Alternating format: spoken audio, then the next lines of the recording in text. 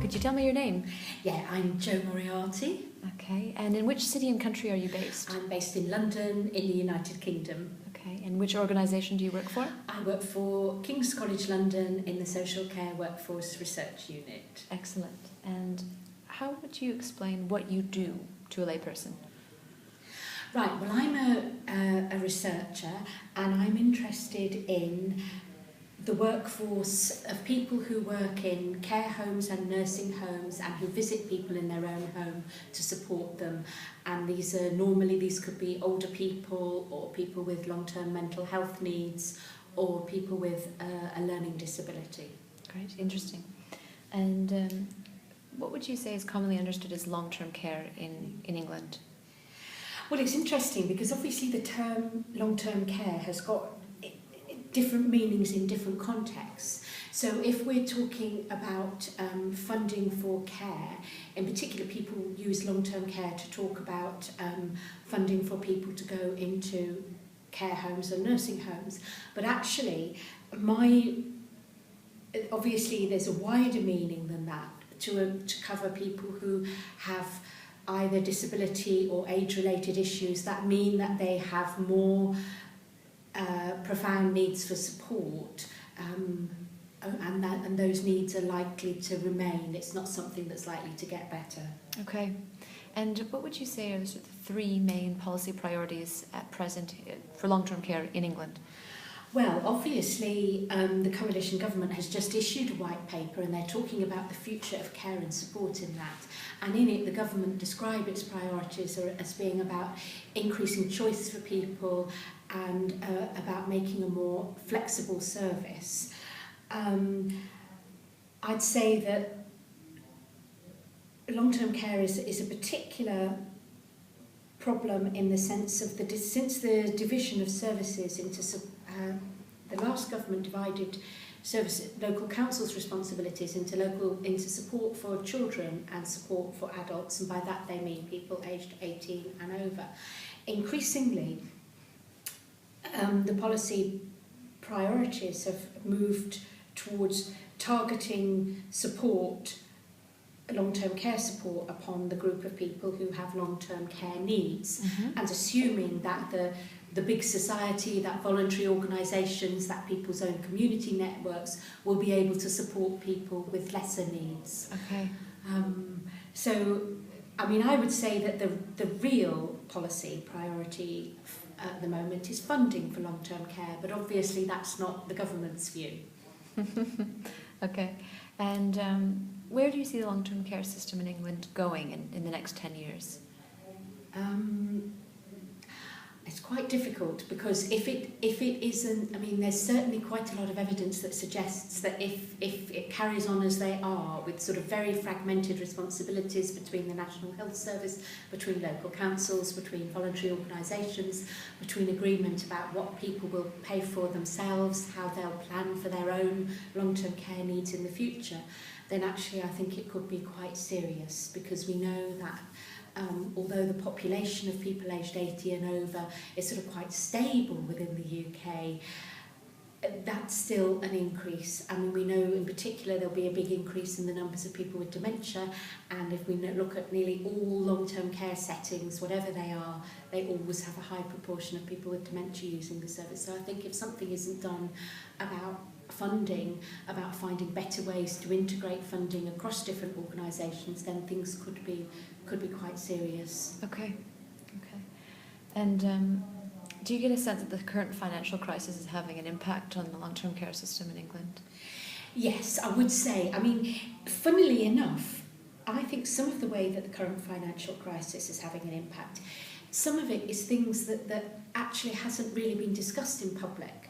So, for instance, one of the people that I interviewed for a project that we were doing on support services for carers, she worked for a council who had invested in Iceland.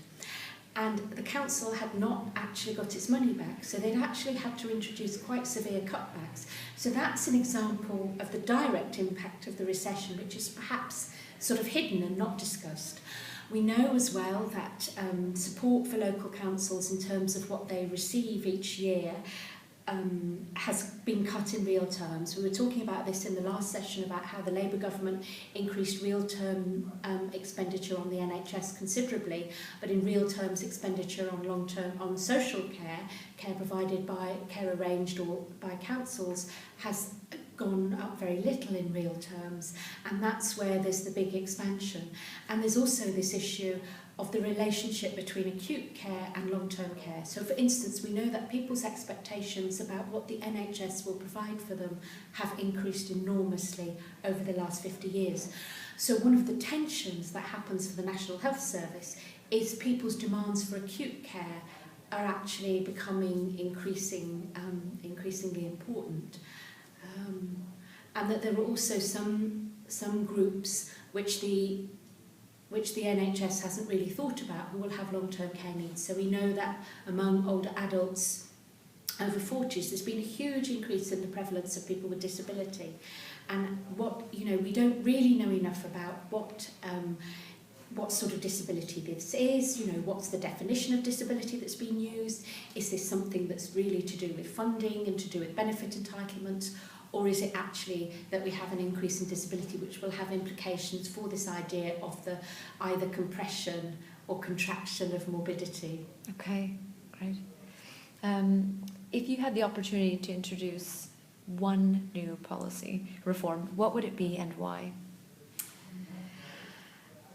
Well, long-term care funding is the big one, but actually I would invest money in support for carers. Because I think that if we look at the number of people who are supported either entirely by their family and friends and with no support from long-term care services, even though these people have long-term care needs, I think that by support for carers, you actually will, quite minimal amounts of support can have a huge impact upon carers. So I think that would be the reform I would, and I wouldn't just do it as the government plans, which is to give carers all carers a right to have an assessment.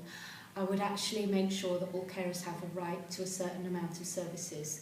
And in particular, I think that the means testing services for carers is really quite reprehensible in policy terms, because many people who are providing the most intensive caring support come above the current thresholds for means-tested services, and they're caring for people with very severe long-term care needs, so typically spouses caring for somebody with very severe dementia. Okay, and how likely is it, do you think, that wider support for carers is meant to happen, or will happen?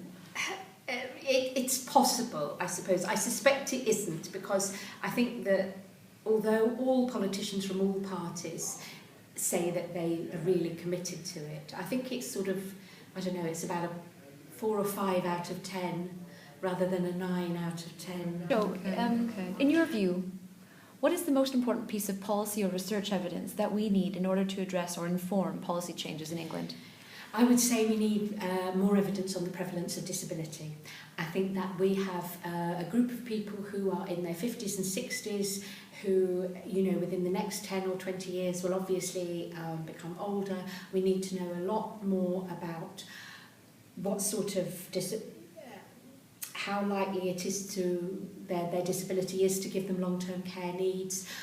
We know that actually many of these people have got quite precarious situations in terms of their own funding and their own financial security, and we don't know enough about their support network. So I would say that that's a group of people. For instance, they were talking this morning on the news about the number of older people who are related for alcohol-related admissions in hospital. And, there are issues about sort of people's,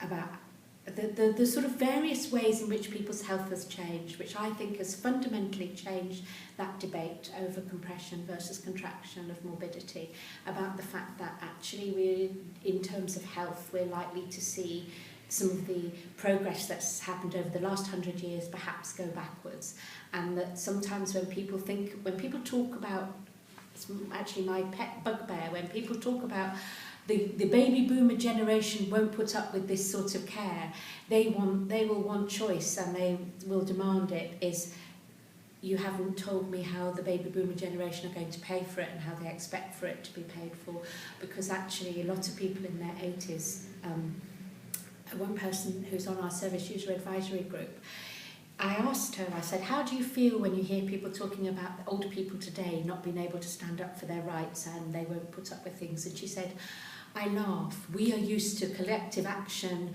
and we're used to being quite politically active. She said, I look at the generation behind me and I see that they don't do this. And she said, I think they will find it very hard to influence policy when push comes to shove, although they think they will be able to. Interesting. Yeah. Wow. So a few more quick fire questions, and I'm going to ask you 5 questions, and I just need a scale rating between 1 and 10. So 1 is low, 10 is high. Mm-hmm. Okay, so what policy priority is allocated to long-term care in England? I would say only about 3. And how aware is the general public about what the long-term care system offers them? Appallingly ignorant, they're about a 2. Okay. And how well does the system support people with long-term care needs? Probably 5.5. And what about their carers?